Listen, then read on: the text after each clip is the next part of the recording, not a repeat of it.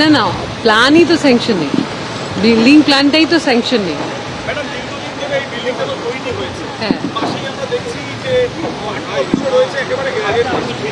এতদিন ধরে পৌরসভা তরফ থেকে এটা দেখা হয়নি যে বিল্ডিং যেটা তৈরি করা হচ্ছিল সেটা আমি আমার থাকাকালীনই তো বক্তব্য বলতে পারবো, তার আগে তো বলতে পারছি না।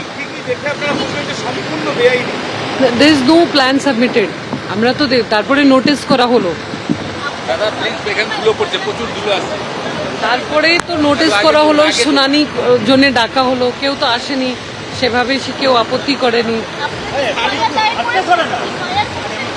নেই, আমার কেএমসি অ্যাক্ট যথেষ্ট আছে, নোটিস করেছি, হিয়ারিং করেছি, সবই করেছি।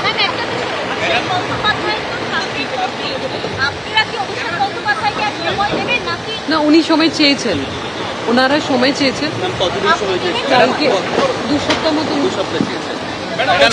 এই যে বিল্ডিংটা এরকম হয়েছে, এই ক্ষেত্রে কি আপনারা কাউন্সিলরের বিরুদ্ধে কোনো ব্যবস্থা নেবেন? কাউন্সিলরের বিরুদ্ধে কোনো ব্যবস্থা নেবেন? আইনগত ভাবে যার যার একটু আগে চলে। 66 নম্বর ওয়ার্ড অফিসও এখানে রয়েছে। Those who are responsible, the action will be taken against them. একটু আপনারাও একদম একদম सुनिए ना, वो कर रहा है ना। একদম সেম জায়গায় এসে ম্যাডাম, এটা তো একটা দায় থেকে যাচ্ছে যে এতদিন ধরে এই বিল্ডিংটা তৈরি হয়েছে, 7 তলা করে বিল্ডিং এবং ছোট্ট ন্যারো স্পেস। যার বাড়ি ভাই, that is for the thing to decide. Order হয়েছে, এখানে ডেমোলিশন হচ্ছে, that is it.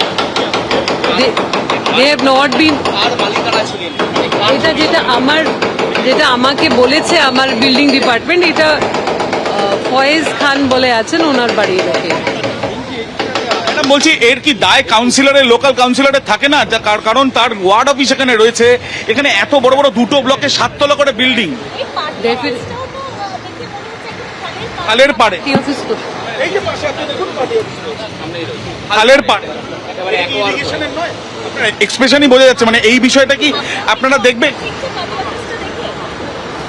Definitely, this is very surprising. আমি ঠিক আছে, action will be taken against all concern, এইটা আমি আপনাকে বলতে পারি, এটা আমি কথাও দিতে পারি।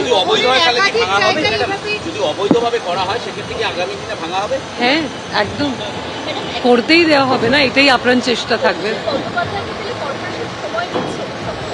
সেটা আপনি আর বলবেন না, আমরা আপনি জিজ্ঞেস করেছেন, চিঠি চেয়েছি, ওইটা সিদ্ধান্ত আছে, ওটা নেওয়া হবে।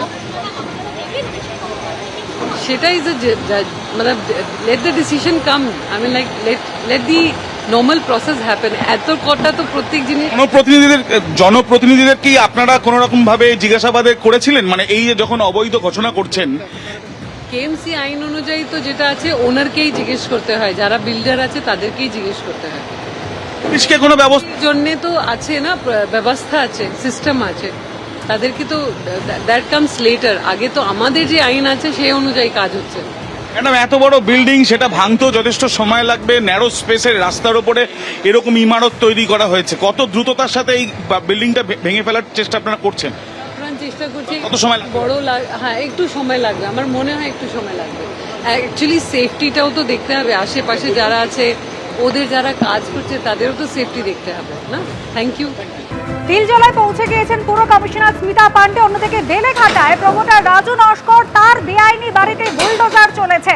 আমাদের প্রতিনিধি ঝিলম করঞ্জাই সরাসরি আমাদের সঙ্গে রয়েছেন। ঝিলম,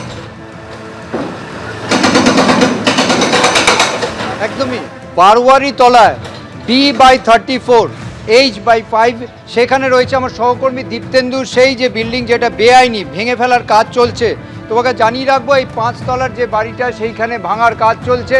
তো এত সংকীর্ণ গলি, এখান দিয়ে কোনো মেকানাইজড ভেহিকেল যেগুলো ঢুকে এগুলো ভাঙা যায় সেই কাজ করতে পারছে না। ফলে আমরা দেখতে পাচ্ছি ম্যানুয়ালি ভাঙার যে কাজ সেই কাজ চলছে, সময় লাগবে, সময় সাপেক্ষ ব্যাপার। আমরা কিছুক্ষণ আগে দেখলাম যে স্মিতা পান্ডে তিনি এসেছিলেন, এখানে এসে আধিকারিকদের সঙ্গে কথা বললেন।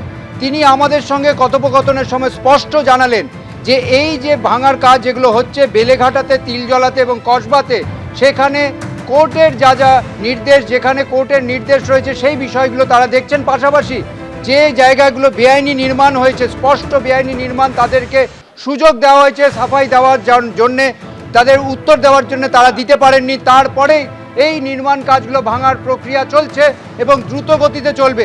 একই সঙ্গে তিনি এটাও স্পষ্ট করে দেন আমাদের প্রশ্নের উত্তরে যে যারা এই যে ভবন দেখতে পাচ্ছে, এই বিল্ডিংটা 5 তলা বিল্ডিং, তাকে প্রশ্ন করা হয় 5 তলা বিল্ডিং তো একদিনে হয়নি, যারা যুক্ত ছিল প্রশাসনে তাদের বিরুদ্ধেও কি পদক্ষেপ হবে? তিনি বলেন যে অবশ্যই তদন্ত হবে এবং যারা যুক্ত প্রশাসনের এই বেআইনি নির্মাণ এতটা হওয়ার পেছনে তাদেরকেও সরাসরি শাস্তি দেওয়া হবে, তেমনটাই তিনি প্রতিশ্রুতি দেন। এবিপি আনন্দ, এগিয়ে থাকে, এগিয়ে রাখে।